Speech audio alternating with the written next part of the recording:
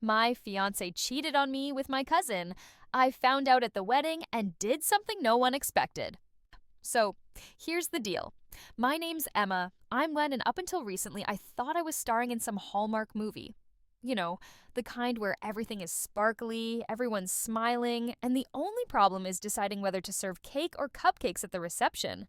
Lucas, my 29-year-old fiancé, was practically Prince Charming. On paper, at least. Handsome? Check. Successful? Check. Sweet? Double check. We'd been together for years, and this wedding was supposed to be the crown jewel of our perfect life. Spoiler alert, nothing in my life was as perfect as I thought. The wedding was a family event of epic proportions. My mom was practically vibrating with excitement. My grandma was crying every time she looked at my dress, and me, I was trying to keep my head on straight while juggling seating charts and Bridezilla-worthy meltdowns over napkin colors. The dress? Stunning. The venue? Pure Pinterest gold. Every detail was planned down to the last flower petal. It was all so beautiful it could have made a rom-com director weep. But, as it turns out, even the prettiest picture can have a rotten frame. Enter Samantha. Sam, if you like short names for long problems. She's 26, she's my cousin, and she's the kind of person you only invite to family events because your grandma makes you. She's family, Grandma said. She should be there for your big day. Yeah, Grandma, thanks for that. To paint you a picture, Sam is the human equivalent of that one red wine stain you can never get out of your carpet. Dramatic, messy, and just there. She thrives on chaos like it's her morning coffee. While I was busy being the golden child who got straight A's and followed all the rules, Sam was the one sneaking out to party and charming her way out of consequences. The rehearsal dinner was her grand debut. And let me tell you, she made an entrance. She rolled in wearing a white sequined dress so bright it could have blinded the entire room. "Look at me! I'm the bride!" the dress screamed. And boy, did she love the attention. She hijacked every conversation with stories about herself, laughed way too loudly, and guzzled champagne like it was some kind of competition. But the cherry on top? The way she draped herself over Lucas like he was her fiancé. "Sam's just being Sam," Lucas said when I glared at him after her third overly flirtatious giggle. "Yeah, sure, Lucas. And I guess sharks are just being sharks when they eat people." The moment that made my stomach twist. During a toast, Sam rested her hand on Lucas's shoulder. And not in a casual, "congrats, bro" kind of way. Nope. It lingered. It slid. It stayed. Lucas laughed it off like it was no big deal. But my gut knew better. That night, I lay in bed, staring at the ceiling, feeling like something was horribly, terribly wrong. "It's just pre-wedding nerves," I told myself. "You're being ridiculous. Everything will be fine tomorrow." Famous last words, right? The morning of my wedding started like a dream. Birds were chirping, mimosas were flowing, and my bridesmaids and I were packed into the bridal suite, getting glammed up like we were prepping for the Oscars. The energy was buzzing, and for a minute, I actually believed the day would be perfect. Spoiler alert, it was not.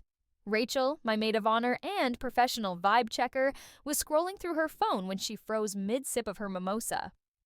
"Emma, Lucas isn't answering his phone," she said, her voice tinged with that uh-oh tone. I waved her off, pretending I wasn't fazed.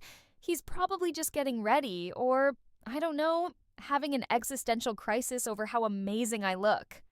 Everyone laughed, and for a second I convinced myself it was no big deal. But then an hour passed, and another. Lucas was still MIA. Cue my inner panic mode. I called his best man Chris because obviously someone had to know where the hell my fiancé was. All I got was a grumbled, "I'll check on him," followed by the sound of him hanging up. Real helpful, Chris. My gut? It was doing somersaults like it was auditioning for Cirque du Soleil. "Relax, honey," my mom cooed, dabbing at my makeup like I wasn't already spiraling inside. "He's probably just running late. Men are hopeless like that." "Sure, Mom, because forgetting to show up on your wedding day is totally the same as forgetting to take out the trash." And then she walked in. Sam. She was late, of course, and wearing this smug grin that instantly made me want to throw my bouquet at her face. She looked like she'd just won the lottery, or, I don't know, stolen someone's fiancé. I forced a smile.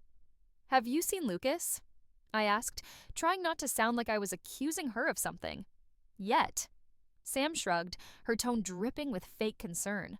Oh, he's probably just nervous. You know how guys get. Nervous? Lucas once gave a presentation to a boardroom full of executives without breaking a sweat. Nervous my ass. Chris finally called back, and his voice was shaky, like he'd just seen a ghost. Emma, you might want to come to Lucas's suite. That's when my stomach officially packed its bags and left my body. What's going on? I demanded, but Chris just mumbled something about how I needed to see it for myself. I didn't waste time asking more questions. I bolted. The elevator ride up to Lucas's floor felt like the longest 10 seconds of my life. My brain was spinning with every worst-case scenario imaginable. Did he get cold feet? Did he pass out? Did he die? Please tell me he didn't die. When I reached his suite, the door was slightly ajar. My heart was pounding so hard I could feel it in my throat. I pushed the door open the rest of the way, and what I saw made my entire world stop. There they were, Lucas and Sam, in bed, together. Lucas looked up, his face white as a sheet, like a kid caught stealing candy. Emma, wait, this isn't, he started, but I didn't let him finish. And Sam? She just smiled, like this was some kind of joke. Oops, she said, her voice sugary sweet. Oops? Oops is dropping your phone in the sink. Oops is spilling coffee on your shirt. Sleeping with my fiancé the morning of our wedding? That's a whole new level of messed up. I didn't cry. I didn't scream. I just stood there, frozen, as the weight of everything came crashing down. My perfect wedding, my perfect fiancé, my perfect life, all of it? A giant flaming lie. At first, I couldn't move. I couldn't breathe. Lucas jumped up, stammering something about how it wasn't what it looked like. Sam, wrapped in the sheets, just smirked. Oops, she said, like she'd just spilled a drink. My fists clenched. I wanted to scream, to cry, to do something. Instead, I turned and walked out. My vision was blurry, my mind racing. I stormed back into the bridal suite, ripped off my veil, and told my bridesmaids everything.